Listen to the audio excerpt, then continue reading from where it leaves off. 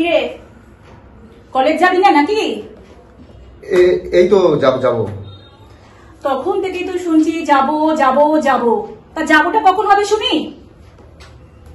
এই তো গেমটা হয়ে যাক না। এই ফোনটা দে তো, ওই ফোনটা দে। কিরে শুনতে পাচ্ছিস না? আর এক মিনিট।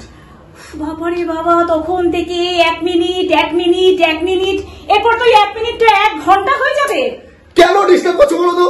এই ফোনটা দে, ফোন দে। আরে দাও না, আমি কলেজ যাব না।